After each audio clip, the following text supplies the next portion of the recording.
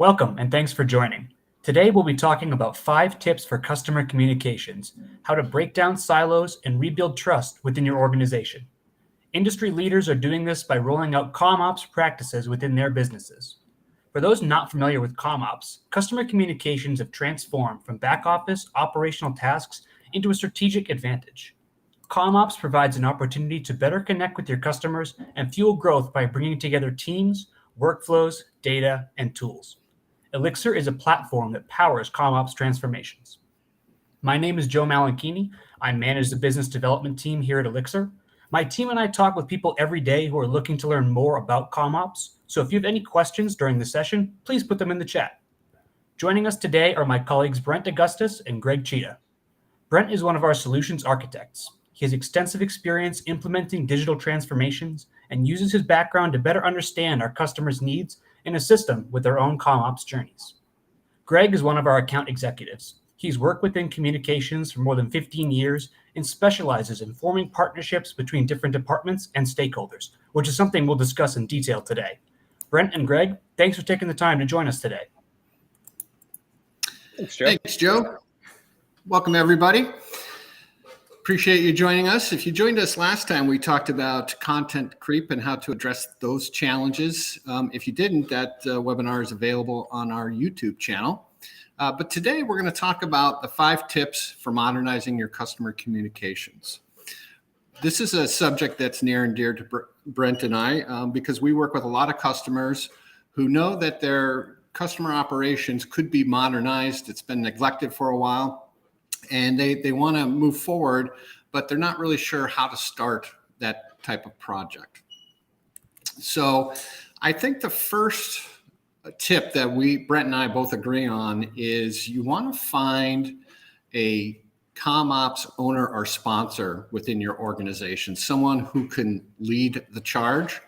And there's some key attributes you want in that sponsor. Brent, what are some of the key attributes from your perspective?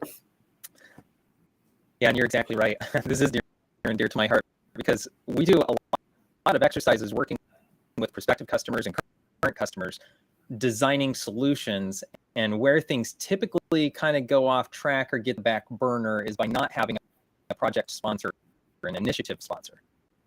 So why that's important is you need somebody who not only has the line of sight for the strategic initiatives of the company, they have the roadmap, so they know what's coming down, the pipe 1 year, 3 years, 5 years from now, but also having the authority to not only make those decisions and kind of guide the team that this is where we're going, but to be able to group together all of the strategic stakeholders and groups throughout the organization into one place is absolutely critical to being starting off with a game plan for success.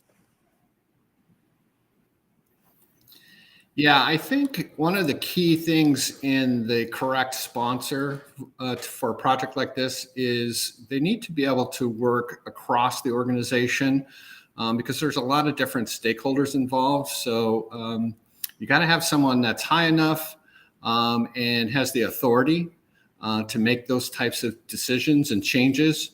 And they probably need to have budget control because the budget's probably going to cut across multiple business units within an organization. Yeah, that's a great point. So some of the stakeholders that we typically see engaged, because it varies from organization to organization and industry to industry, but typically we'll have like the product and marketing group, we'll have legal and compliance, business users and subject matter experts, the IT folks who are helping connect the dots, to make these things happen behind the scenes. So those are some of the stakeholders that are critical in making sure that these things go to plan. Yeah, so the second tip would be that, right, is to get all the stakeholders in the same room, and you want to identify who those stakeholders are. So some of the stakeholders that you should be thinking about are the product owners, marketing is another one. Compliance, legal is another one. The folks that are going to be reviewing the correspondence to ensure that it meets regulatory requirements. Business users, subject matter experts, And then one that I think folks kind of forget about are the end users. And those are the folks that are actually typically sending out the correspondence. So they're not really involved in creating the correspondence or reviewing it, but they're sending out the finished product. So you want to make sure they're involved, understand, what they're doing, what they're needing to send, and make sure you get their requirements built in. Yeah, that's a good point, because who's closer to the customer? Yeah, right. Some of those folks in terms of end users would be customer service reps, right? The folks sitting in the contact center that are taking calls from the customer and then having to send out some correspondence. Another one in the financial industry would be financial consultants, where maybe a customer is calling in and asking for a beneficiary change form or something like that. So make sure that you don't forget about the folks that will actually be sending out the correspondence. Now, once you get all of the stakeholders in the same room, you're going to want to go through and gather each individual stakeholder's business requirements. What are your thoughts around the requirement gathering process? So as a solutions architect, as a business intelligence analyst, this is where most of my life has been lived in my career, is sitting down and doing these business requirements exercises. So it's not really so much important which methodology you pick, as long as you pick one, you have a process for doing it. So where I usually recommend that people start is you look at that stakeholder list. So everyone in the room, represents a different group, and then doing user stories. So user stories at a high level, let's see if I can explain this in less than 2 minutes, is think about, okay, for marketing and compliance, or for marketing and compliance, like separately, they have a very different experience in the application. So if I'm a marketing rep, when I log into the system, where am I going? What am I doing? What are the things that are important to me to see as a collaborator? That experience is going to be very different than somebody who's from marketing and compliance, or a representative who's out in the field. So just doing those user stories, of making sure that you know what their day looks like and the parts of the system that are going to be important to them. Yeah, Brent, I think you're having some audio problems, so I'm gonna take over and kind of go through the tips. I don't know if you can maybe log out, log back in, but the audio, I think you're having some jitter issues. So, all right. So we talked about user stories, and that's a lot like customer journey mapping, but now you're just doing it with the stakeholders. So a day in the life of each stakeholder. That's a key requirement that you want to do during the business requirement gathering stage. I think the other requirement that you really want to look at is cloud versus premise. I know a lot of customers that we've talked to, they get a little jittery about going to the cloud because of regulatory requirements. The one thing that I would say here is that most of the major cloud providers, including Elixir's hosted data center, they already meet a lot of these regulatory requirements like high trust, SOC 2, HIPAA certifications. So the nice thing about going to the cloud, not only can people just work from anywhere at any time, you don't have to worry about going through those regulatory audits anymore around those requirements. Another key thing in the requirement gathering process is data considerations. You're going to want to sit down and try to figure out where is the data coming from and what format and standard is it going to be? What kind of output are you going to need? So data considerations are one. Another one is delivery services. And this is a place where I think you want to be forward thinking. You want to think about, today most people are thinking about print, right? Most of this is print today. But digital delivery really is the future. I'm starting to get more communication via SMS. Getting an SMS text pointing me to their portal. So portal is another delivery option you want to think about. Another one is WhatsApp. We've got a customer out there that is delivering contracts via WhatsApp. I know WhatsApp is not really used a lot in the US, but just kind of pointing that out to, have you start to think more about more modern forms of delivery. Another consideration in the requirements gathering process would be regulatory considerations. What are the approval review requirements? Who needs to sign off and make sure everything's meeting regulatory requirements? Going back to the cloud versus premise discussion, if you go with the cloud, a lot of the regulatory requirements like high trust certification and HIPAA, that will be taken care of by your cloud provider. So that's a lot of work off of your plate. Another key thing to think about and talk about are volumes. Every corporation typically has a peak volume season, like in the finance industry, it's tax season. Healthcare, it's the enrollment season. So think about when the peak time is and what those volumes are going to be, and make sure that you're going to be able to deliver at those peak times. So I think that's about it when it comes to requirements gathering. The next tip that we recommend is try to find a platform that fulfills all of your requirements. A lot of times customers get very focused on just the document design piece of customer correspondence. Hey, help us automate the design process, make it simpler for us. But that's just really one component of the life cycle of a document. You've also got approval workflows that can be automated now in a modern platform. And delivery services, we talked about that earlier.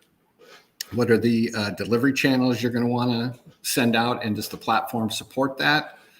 And one that people forget about is archival. There's a lot of regulatory requirements about how long you store a document.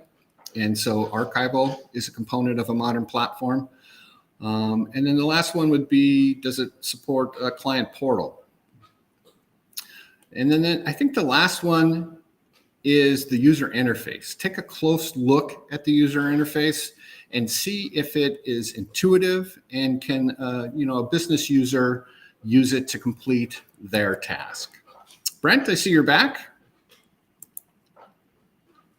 Indeed, maybe. Yeah, your audio sounds great. Is there anything else in terms of finding a single platform to fulfill the requirements outside of what I just kind of mentioned? Document design, approval workflow, delivery, archival, anything else that I'm missing there? So I think you hit most of the notes, but it's excellent. a strategy that instead of taking piece and part of like 4 or 5 different solutions to be able to achieve what you want, try and get all of those requirements. And if you can check all of those boxes on a single platform, it's going to make your life so much easier. It's going to make change management easier. People are going to be less resistant, and it's just going to go smoother. Yeah, excellent. Yeah, your audio is still a little bit jittery, so I'll finish it out here. So the last point is a lot of times the folks that have approached us, they kind of start down the road, and then I think a lot of them think it's a lot of work. It's too much. And so one of the recommendations that we make is just start with the low-hanging fruit. Find something that's got a good ROI on it. You don't have to do all of your correspondence at once. Find 1 or 2 pieces and work with that. Prove your ROI and start to get people to buy in and get excited about the new platform and all of its capabilities. And then I think you're going to find that it's clear sailing after that. And then I think the last piece is, once you've done that, then set an attainable roadmap and just kind of start knocking it off piece by piece.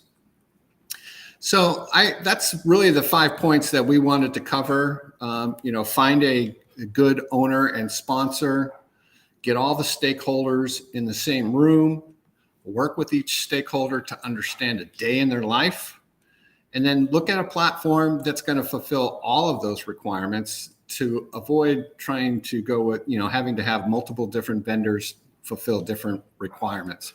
A modern platform should be able to do all of it. and then start with the low hanging fruit. So that's really all we have in terms of tips. Joe, did any questions come in? Yeah, and thank you, Greg, for going through that. Super helpful to hear things from your perspective. One question we had come through was, how do some of the folks you've worked with go about getting buy-in from a VP or a C-suite level sponsor to prioritize a project like this? Yeah, that's a really good question. Typically, when we've seen a project be successful, there's somebody in the organization that wants to be known for transformation and having an impact within the business. So I would look for folks like that, folks that have digital transformation backgrounds. And again, somebody high enough that can work cross-function within an organization. To me, that's probably the biggest one. You know, somebody that can work across the different silos within an organization. Great. We had another one here, more talking about innovations that we're seeing. You talked about innovations like text or even encrypted WhatsApp. Are there any other, cutting edge things that you're seeing out there from leaders in the industry? Well, I'm personally starting to get more and more via SMS. I know there's security, concerns around SMS, but what I'm seeing is a lot of SMS text messaging pointing me to a portal to go get my statement or go get the document that I requested. So I would say, take a close look at SMS. I think that's kind of where, it's going. Got it. Another one here. What if you get all your stakeholders in the room, like you said, but you can't get buy-in from every single one? Does it still make sense to move forward with something like this? Yeah, I think so. And that's a tough one because there are so many different stakeholders. In fact, that's where I find a lot of companies starting to feel overwhelmed. It's like, how do I satisfy everybody? And that kind of goes back to getting the right sponsor, right? Somebody who can manage that. And it's not easy. But I would also say that's a point where you can maybe hit the low-hanging fruit, get some buy-in, right? Some excitement, like, hey, this went great. This is all automated now. And then I think you'll start to see a lot of people join the train.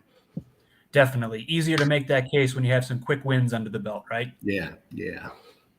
And we did have one final question here. You talked earlier on about getting some alignment with a project like this with some of those strategic initiatives at the business level. What are some examples of some of those?